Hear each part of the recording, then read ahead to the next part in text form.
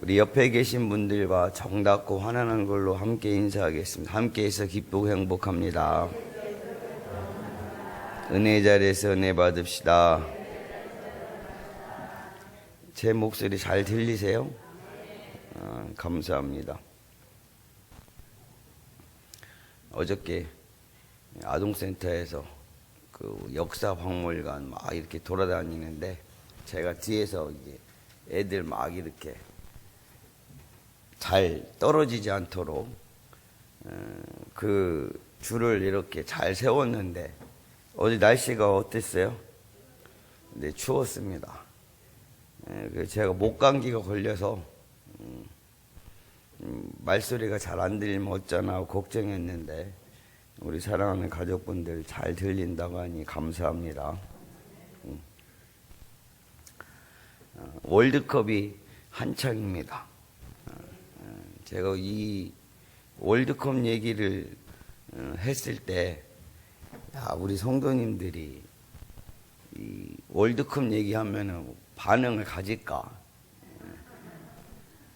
그 생각을 했는데요. 아이고 어저께 우리 얘기를 나눠봤는데 뭐 70 먹은 할머니도 뭐 다 얘기하더라고요. 다 이렇게 해서 막 그 월드컵 우리 8강, 16강 어떻게 했다고? 올라갔다고. 근데 가나전에서 조규성 선수가 뭐 했어요? 헤딩골 2골을 넣으면서 인스타에서 난리가 났습니다. 그가 이 K리그 득점왕이라고 하는데 하여튼간 그의 인생 가운데서 자기 수백 수천 명의 뛰어난 선수들 가운데 특별히 자기를 선택해준 벤투 감독을 아마 그 사람은 은인으로 평생 잊지 못할 것입니다. 또 그 벤투 감독을 기쁘게 하기 위해서 몸이 부서지도록 열심히 할 것이죠. 이런 조규성 선수가 벤투한테 은혜를 입었듯이 이런 은혜를 방향을 돌려서 저와 여러분들을 살펴보면 우리 역시 하나님으로부터 마찬가지 은혜를 받은 줄로 믿습니다. 그렇죠. 세상에는 우리보다 잘난 사람들이 많이 있어요. 능력이 출중한 사람도 많습니다. 그런데도 하나님은 그 많은 사람 중에서 특별히 불러주셔서 하나님을 위한 일꾼으로 세워주신 줄로 믿습니다. 그래서 이 시간에는 부르심의 은혜가 어떤 것인가 하는 그 말씀을 통해서 함께 은혜를 나누도록 하겠습니다. 우리 부르심의 은혜가 어떤 것인가? 첫 번째 함께 따라하겠습니다. 선택하여 구원하신 은혜입니다. 우리 16절, 17절 상반절 말씀을 합독하겠습니다. 시작.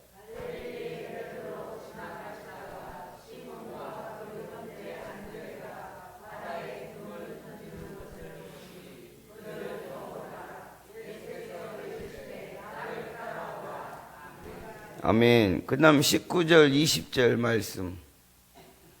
자, 시작.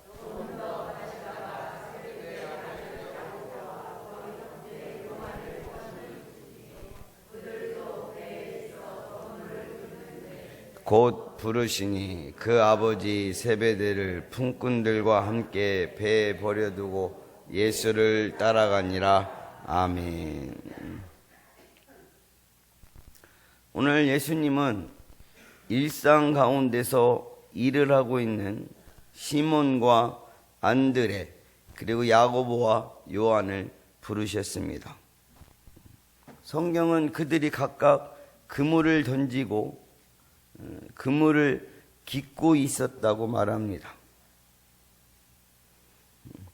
그들이 그렇게 바닷가에서 일을 하는 것은 어디에서나 흔히 볼 수 있는 광경이었고 오래전부터 반복된 일입니다. 겉으로 보기에는 평화로운 광경처럼 보였을 것입니다. 그러나 그들의 실상을 보면 전혀 그렇지가 않죠. 그들은 죄악으로 인하여 하나님과는 단절된 상태이죠. 이민족의 숱한 침략과 압제로 말미암아 삶은 고달프고 힘들죠. 인생의 걱정과 근심이 두려워져 있는 상태입니다. 인생의 무게에 짓눌려 신음하지만 결코 스스로의 힘으로는 해결하거나 조금이라도 덜어버릴 수 없기에 하루하루를 무기력하게 체념하며 살고 있었다는 것이죠.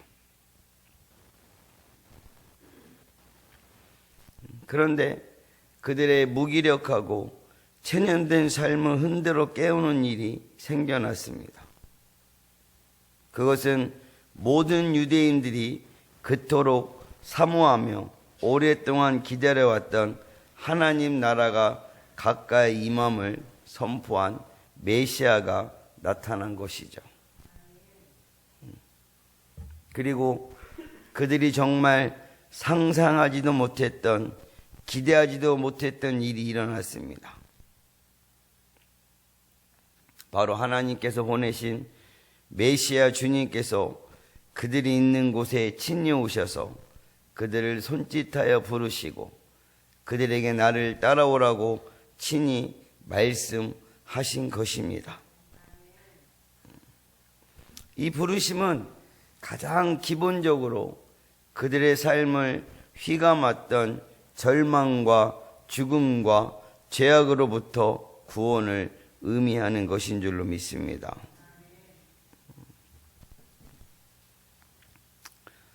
병기숙 원장이라고 2022년도 다니엘 기도에 간증을 한 분이신데요. 이분이 태어났을 때는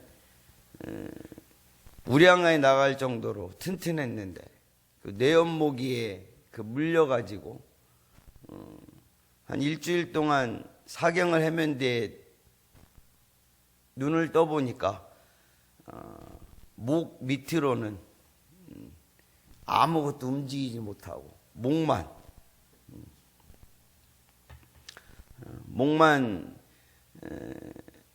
움직일 수 있는 그런 상황이 되어서 뭐 침 맞으러 다니는데 하여튼간 다 해도 차도가 없었답니다. 그래서 그분의 그 한 가지 소원은 뭐냐? 하나님 아버지 앞에 기도하면 된다. 할렐루야. 하나님 아버지 앞에 기도하면 된다. 그래서 하나님 저를 좀 치료를 해주세요 해가지고 계속 기도하는 중간에 그분이 8살 후반 정도 됐을 때 다리가 이게 정상으로 이렇게 조금씩 돌아오더래요. 그래서 그 찌르면 그 아픔을 돌아올 수 있게, 그 찌르면 아픔을 느낄 수 있게, 그리고 자기가 평생 누워만 있다가 앉아 있는 게 소원인데, 우리 소원이 평생 앉아 있는 게 소원인 사람이 있습니까? 예? 평생 누워 있는데 평생 앉아보는 게 소원이었는데 거기까지 하나님께서 은혜를 주셨다는 것입니다. 근데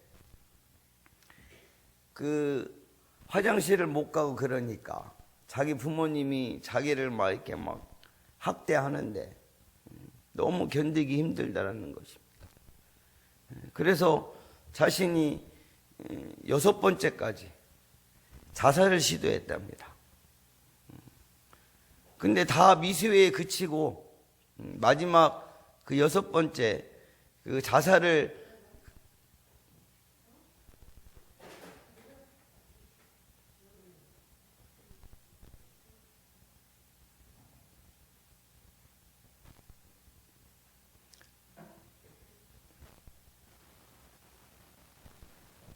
우리 박순서 집사님 괜찮으세요?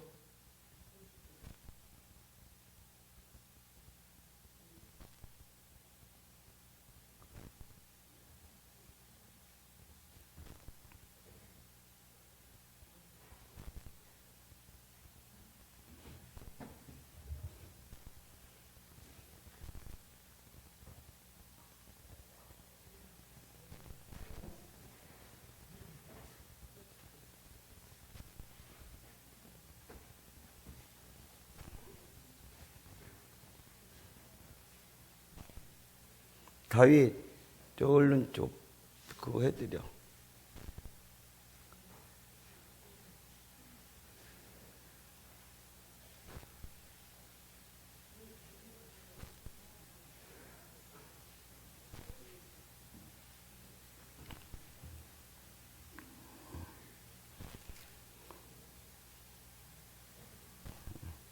어디까지 얘기했죠?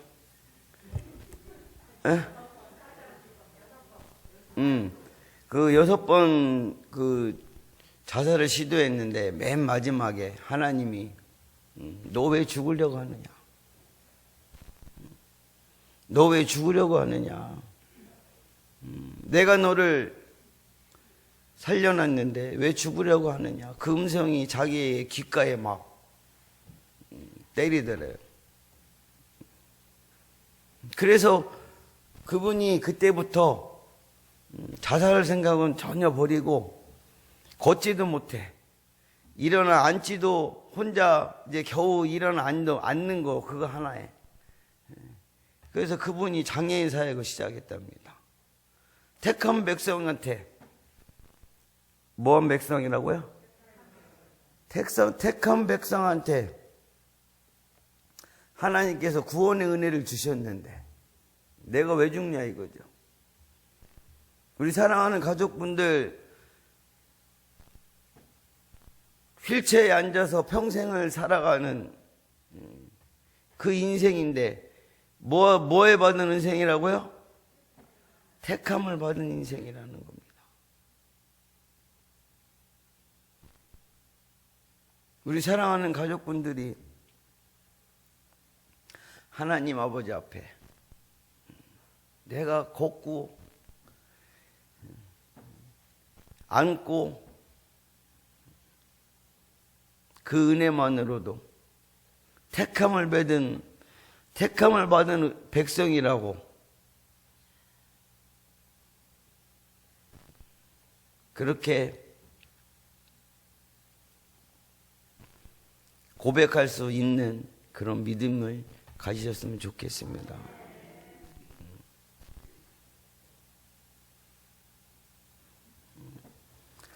그 병기석 원장한테 임한 그 은혜가 지금 동일하게 우리에게도 임하였습니다. 우리 예수님이 우리를 찾아오시기 전까지 우리 또한 사망의 땀, 죽음과 저주의 삶을 살고 있었습니다. 그런데 구원자 되신 우리 예수님께서 저와 여러분들을 찾아와 주셔서 우리에게 생명을 주셨고 우리를 사망에서 생명으로 어두움에서 빛으로 미움에서 사랑으로 절망에서 소망으로 우리 지옥에서 천국으로 정죄와 심판의 자리에서 의와 구원의 자리로 옮겨 주신 줄로 믿습니다. 이것이 우리가 조금도 의로움이 있어서도 아니고 조금도 특별한 것이 있어서도 아니고 오직 우리 전적인 은혜로 말미암은 줄로 믿습니다. 그래서 우리에게 직접 찾아오시고 우리에게 은혜를 베푸신 주님께 저와 여러분들의 삶을 통해서 진정한 감사를 드려야 될 줄로 믿습니다. 그 평생을 68년 동안이라는데 평생을 휠체어에 앉아서 그래도 난 택한 백성이라고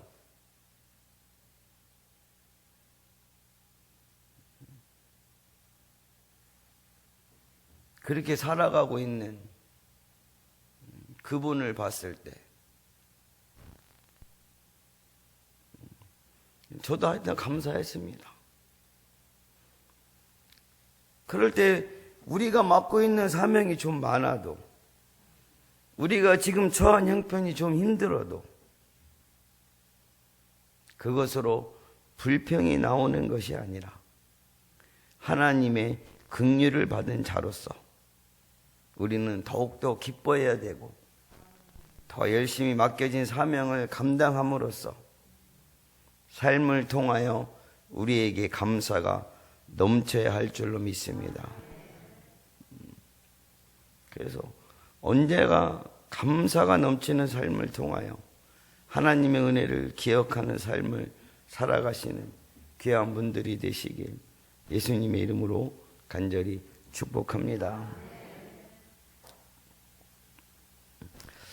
부르심의 은혜가 어떠한 것인가? 우리 함께 따라하겠습니다. 선택하여 동행하신 은혜입니다. 선택하여 동행하신 은혜입니다. 우리 18절 말씀과 20절 말씀 합독하도록 하겠습니다. 시작.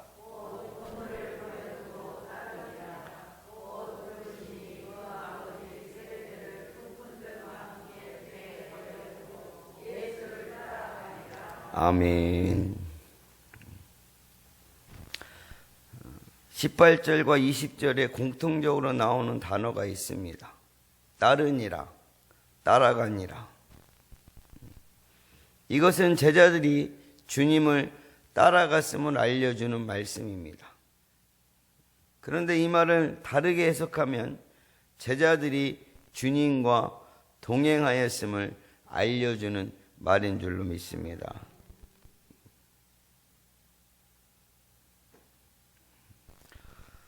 예수님은 제자들을 선택하여 부르시고 함께 동행하셨습니다.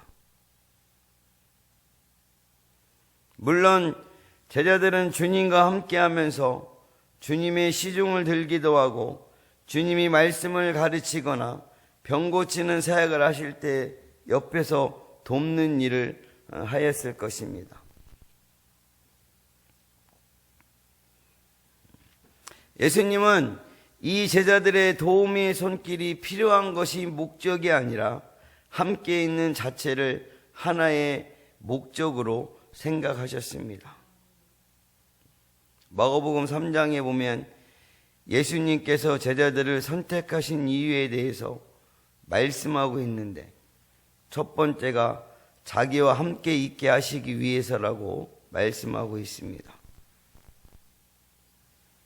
그리고 실제로 예수님은 제자들과 함께 식사하셨고 함께 산책하셨습니다.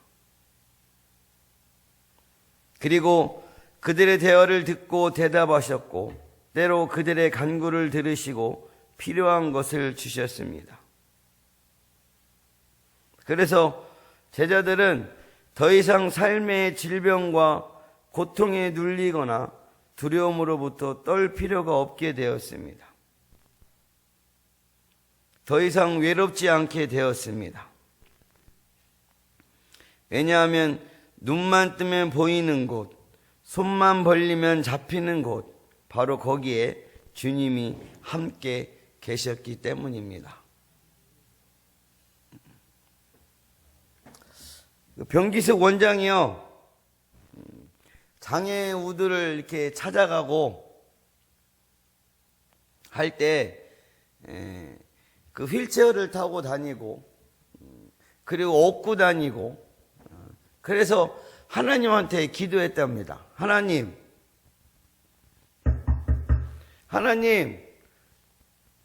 제가 그 장애 그 사역을 다닐 때 저하고 함께 다닐 수 있는 그런 사람을 좀 보내주십시오.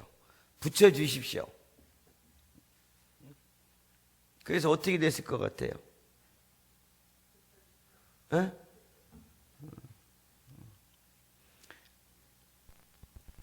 그래가지고 이제 병기수 그 원장님이 평생 휠체어에 앉아 있는데,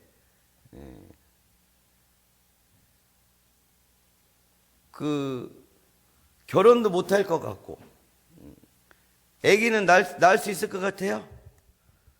평생 휠체어에 앉아 있는데.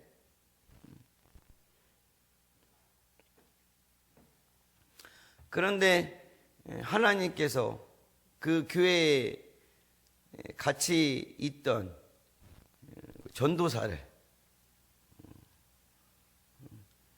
참 그러면 우리 옛날에 그 전도사님들 참 착했습니다. 아멘 안 하시는 거 보니까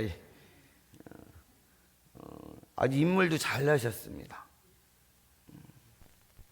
내가 이 사람을 버려두고 다른 데 결혼하고 가버리면 그럼 그 장애인 사역은 누가 감당하냐. 그래서 그 병기숙 원장하고 결혼을 했답니다.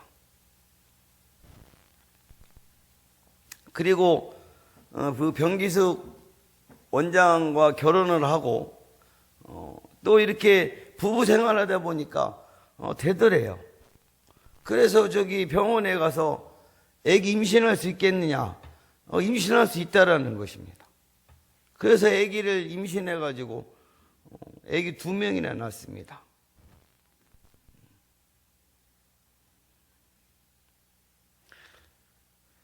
그리고 그의 장애인 사역에 다리가 돼주고 팔이 돼주는 그런 일을 감당하고 있습니다.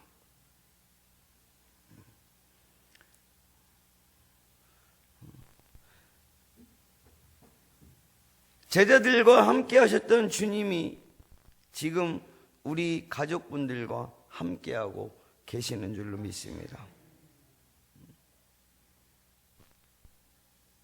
예수님은 내가 구원의 은혜를 베풀었으니까 이제는 내가 돌아올 때까지 한번 잘해봐라 이렇게 말씀하지 않으셨어요. 내가 세상 끝날까지 우리와 함께 하시겠다고 약속하셨습니다. 병기석 원장님처럼 세상 끝날까지 우리와 함께 하시겠다고 하셨는데 그 평생 휠체어에 앉아만 있는 게 평생 소원인 그 사람이 결혼도 하고 아기도 낳고 하나님께서 우리와 함께 하시는 줄로 믿습니다. 우리는 무엇만 조금만 있으면 하나님이 어디 계시는지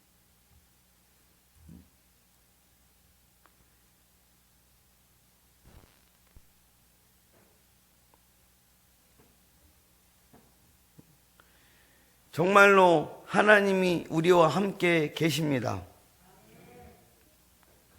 지금도 우리와 함께 하시고 우리와 동행하시면서 우리의 기도를 들어주시고 우리의 간구함을 응답하시고 우리의 눈물을 닦으시고 우리의 슬픔을 위로해 주시고 우리와 온전히 영원히 함께 하시며 동행하시겠다고 말씀하시고 또 그대로 행하시고 계시는 줄로 믿습니다. 우리 눈에 보이지 않지만 주님은 지금 이곳에서 우리의 대화를 듣고 계시고 우리와 함께 하시며 우리를 위해서 일하시고 우리의 기도를 들어주시는 줄로 믿습니다. 인생의 구비구비에서 묵묵히 도와주신 주님의 은혜를 모두 다 체험하셨을 줄로 믿습니다.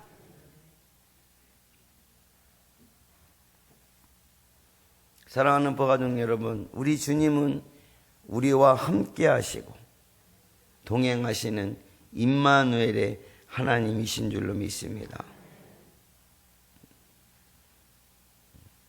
그렇기 때문에 우리와 함께 하시는 그분을 기억하면서 외로워하지 마시기 바랍니다. 슬퍼하지 마시기 바랍니다. 왜냐고요? 우리 주님이 늘 동행하시니까. 나의 아픔과 절망과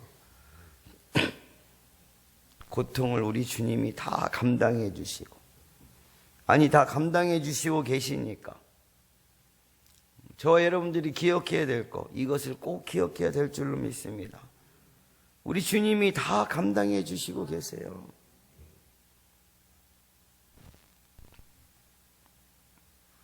그러므로 우리 사랑하는 가족분들, 오직 우리를 선택해 주시고 우리와 동행하시는 그분의 은혜를 생각하고 순간순간 감사가 넘치고 무슨 일을 하든지 어느 곳에 있든지 범사에 주님을 인정하고 기쁘시게 하는 삶을 살아가는 가족분들이 다 되시길 예수님의 이름으로 간절히 축복합니다. 부르심의 은혜가 어떤 것인가? 우리 함께 따라하게 선택하여 사명을 주신 은혜입니다. 우리 17절 말씀 자 함께 합독합니다. 시작.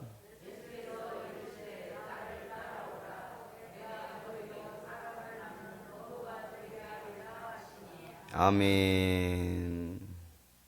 그들은 주님께서 택하시고 구원하시고 함께 하실 뿐만 아니라 그들을 통하여 주님의 위대한 일을 이루게 하신 줄로 믿습니다.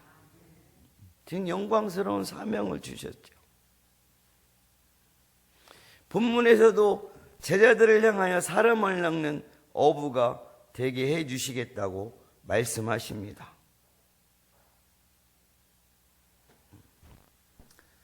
제자들의 이전의 삶은 고기를 낚는 어부였습니다. 당시의 어부라는 직업은 좋은 직업이 아닙니다. 가장 흔한 직업 가운데 하나였고 가장 살기 힘든 사람들이 선택한 하루하루를 먹고 살아가기 위한 작업입니다.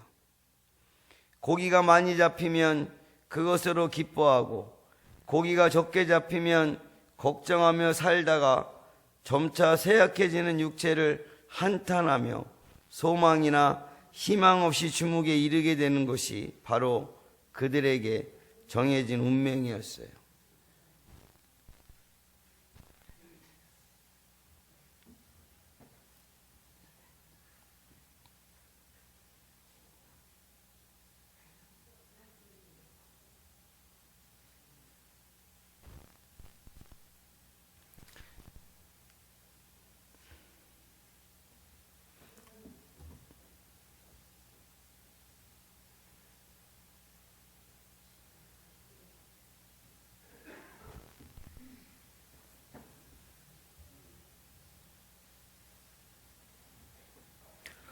물론 이것은 이들에게만 해당되는 것이 아니라 농부건 장사꾼이건 높은 지위에 있건 죄 아래에 있는 모든 사람들에게 공통적으로 나타나는 현상입니다.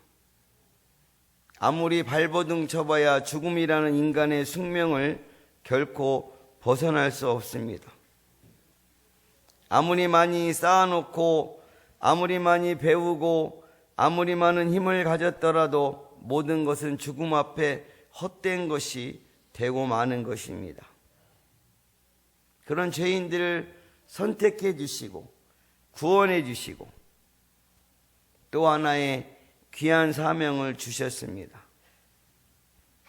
그것은 천하보다 귀한 인간의 생명을 구원하는 사명인 줄로 믿습니다. 이 사명은 썩어 없어지고 잠시 누릴 것을 얻기 위한 것이 아니라 영원히 썩지 아니할 상급이 보장된 사명입니다.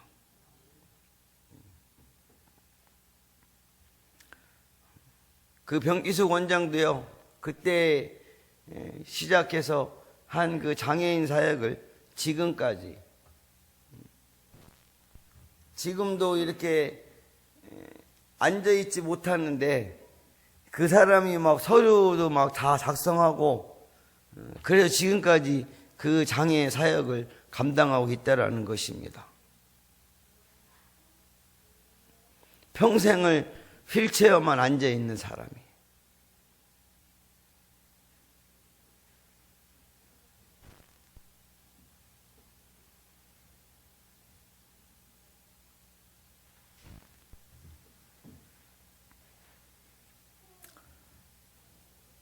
정말 보잘것없던 저와 여러분들을 우리 하나님께서 구원해 주시고 함께 동행해 주시고 거기에다 맡겨준 그 사명을 생각해 보셨나요?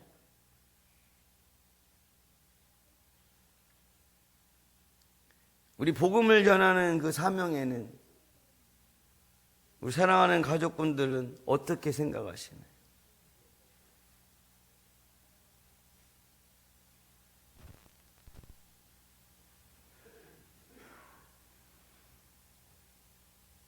복음을 전하는 사도가 되었고 영원한 하나님 나라의 귀한 일꾼으로 부르심을 받았고 영원한 상급이 보장되었다고 하는 사실은 그들의 마음을 기쁨으로 충만하게 채웠고 그 어느 때보다 활력 있는 삶을 살도록 하였던 것입니다. 저와 여러분들에게도 동일한 은혜가 주어진 줄로 믿습니다. 우리에게도 동일한 사명이 주어졌어요.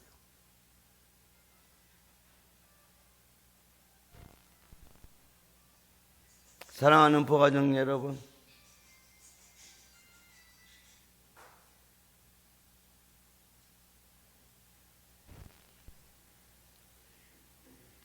여러분들은 이러한 거룩한 부르심에 대한 감격이 있으신가요? 오늘 우리 주님이 말씀하시는 사람을 낚는 어부라는 표현은 우리가 이 세상의 직업을 하찮게 여기거나 버려야 할 것을 말씀하시는 것이 아닙니다. 저와 여러분들의 삶의 지경이 복되게 넓어졌음을 말씀하여 주시는 줄로 믿습니다. 영원히 멸망할 수밖에 없는, 결국은 절망의 삶이었던 우리의 삶이 하나님의 복음을 받아들이고 그 복음을 다른 이들에게 전함으로 귀하고 복되고 의미 있는 사명의 삶이 되었다는 것을 우리에게 알려주고 계시는 줄로 믿습니다. 이 사실을 기억하시고 하나님께서 사명을 주신 은혜에 감사함으로 사명을 감당하는 가족분들이 되시길 예수님의 이름으로 간절히 축복합니다. 사랑하는 부가족 여러분, 오늘 예수님께 선택받은 제자들의 모습을 보면 다 어부입니다. 심지어 그들 중에는 당시에 인간 취급도 하지 않던 세리도 있었습니다. 실상 그 당시에 그들보다 훨씬 더 훌륭한 사람들이 많았습니다. 그럼에도 주님은 그들을 선택하셨습니다. 이 선택은 모든 것이 전적인 주님의 은혜로 말미암은 것입니다. 우리도 마찬가지예요. 우리가 주님께 선택받은 것이 조금이라도 우리의 자질이 좋아서나 우리의 공로가 있어서가 아니라 전적으로 주님의 은혜로 말미암은 것인 줄로 믿습니다. 그 은혜로 우리는 구원을 받았고 그 은혜로 주님의 동행하심을 체험하고 사명을 받았습니다. 전혀 예상하지 못한 일인데 전혀 그럴 만한 자격을 갖추어 있지도 못하였는데 하나님께서 당신을 일꾼으로 선택해 주셨습니다. 그 병기석 원장처럼 막 그냥 택한 백성 하나님께서 죽지 않도록 붙잡아 주시고 자에게 사명을 주셔서 자기가 그 장애인 사명을 감당할 수 있도록